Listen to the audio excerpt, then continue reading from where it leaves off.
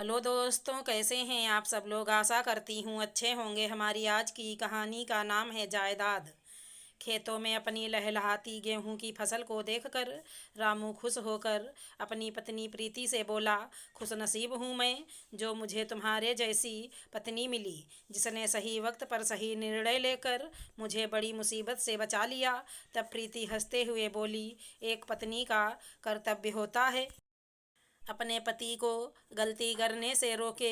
यदि पत्नी अपने पति को सही राह ना दिखाए, उसकी हाँ में हाँ मिलाकर उसे मुसीबत में डाल दे, तो फिर ऐसी पत्नी का क्या फ़ायदा। आज हमारे पास ज़मीन है तो उस पर फसल उगाकर हम अपना पेट भी भर सकते हैं। लोगों को रोज़गार देकर हम उनकी मदद भी कर सकते हैं। पत्नी की बात सुनकर रामू गर्व से प्रीति की तरफ देखने लगा था। प्रीति को भी गर्व था अपने निर्णय पर।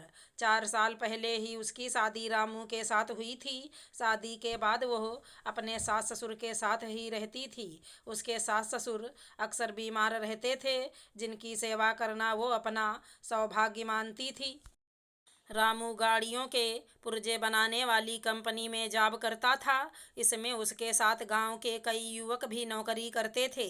कंपनी उनके गांव से कई किलोमीटर की दूरी पर पड़ती थी, इसलिए रामू के दोस्तों ने यह सोचकर कि उन्हें रोजाना आने जाने में कोई परेशानी ना हो, इसलिए अपनी गांव की ज़मीन बेचकर शहर में फ्लैट खरीद कर उनमें अपने बीवी बच्चों संग रहने लगे थे।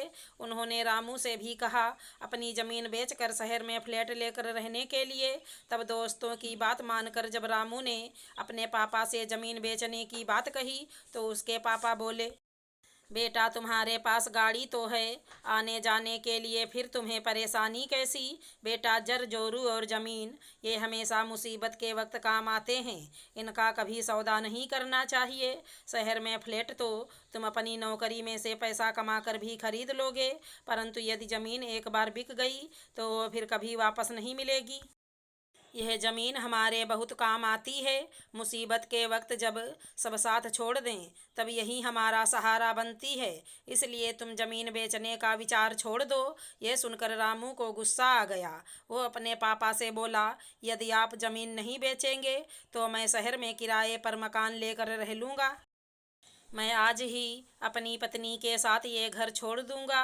तब उसके मम्मी पापा ने उसे बहुत समझाया, परंतु उसने उनकी बात मानने से बिल्कुल इनकार कर दिया। फिर वो गुस्से में प्रीति से बोला, जल्दी से अपना सामान पैक कर लो, अब हम यहाँ एक पल भी नहीं रहेंगे। ये सुनकर प्रीति बोली, कैसी मूर्खतापूर्ण बातें करते हो आप। यदि मैं शहर चली गई तो मम्मी पापा की सेवा कौन करेगा। इस वक्त बुढ़ापे में उन्हें मेरी ज़रूरत है। पापा मम्मी दोनों ब्लड प्रेशर और शुगर के मरीज हैं। मेरी शादी के वक्त मुझसे मेरे मम्मी पापा ने कहा था, बेटी अपने सास ससुर की सेवा करना, बुढ़ापे में उन्हें कभी अकेला मत छोड़ना। मैंने अपने मम्मी पापा को वचन दिया था सास ससुर की सेवा करने का। मैं उस वचन को तोड़ूंगी नहीं। पापा ठीक कहते हैं, जमीन जायदाद हमेशा मुसीबत में काम आती है, इसलिए मैं उनके निर्णय के खिलाफ नहीं जाऊंगी। वैसे भी आपको अलग से कमरा लेकर रहने की क्या ज़रूरत है, जब आपके पास आने जाने के लिए गाड़ी है तो। प्रीति की बातें सुनकर खुशी से उसके सास ससुर की आंखों में आंसू आ गए। उसकी सास रोते हुए रामू से बोली, तुमसे अच्छी तो तेरी बहू है, हमारा इतना ख्याल रखती है। तब रामू गुस्से में बोला, तुम कैसी औरत हो जो अपने पति का साथ देने की बजाय अपने सास ससुर का साथ दे रही हो। तुम्हें तो ज़मीन बिकवाने में मेरी मदद करनी चाहिए थी। तब प्रीति बोली, गलत निर्णय में मैं तुम्हारा साथ नहीं दूंगी। पापा ठीक कहते हैं, ज़मीन मुसीबत के वक्त हमारे बहुत काम आती है। यह सुनकर रामू बोला, ठीक है, तुम्हें मम्मी पापा के पास रहना है तो रहो, मैं आज ही ये घर छोड़कर जा रहा हूँ। शहर में कमरा किराए पर लेकर उसमें रह लूँगा। तब प्रीति ने उसे रोकने का बहुत प्रयास किया, परंतु रामू उसके रोकने के बाद भी नहीं रुका और शहर में जाकर अपनी कंपनी के पास कमरा किराए पर लेकर वहीं रहने लगा। अभी उसे वहाँ पर जॉब करते हुए कुछ ही वक्त हुआ था कि उसी दौरान कोरोना की महामारी ने शहर में चारों तरफ ऐसा कहर ढाया कि 3 महीने के लिए उसकी कंपनी भी बंद हो गई थी। कंपनी ने उसे 1 महीने का वेतन तो दे दिया था, परंतु उसके बाद कंपनी में काम बंद होने के कारण, कंपनी में घाटा होने के कारण कंपनी के मालिक ने उसे और उसके दोस्तों को कंपनी से निकाल भी दिया था, जिसके कारण मजबूरी में उसे अपने गांव आना पड़ा। गांव आने के बाद उसे अपनी गलती का एहसास हुआ।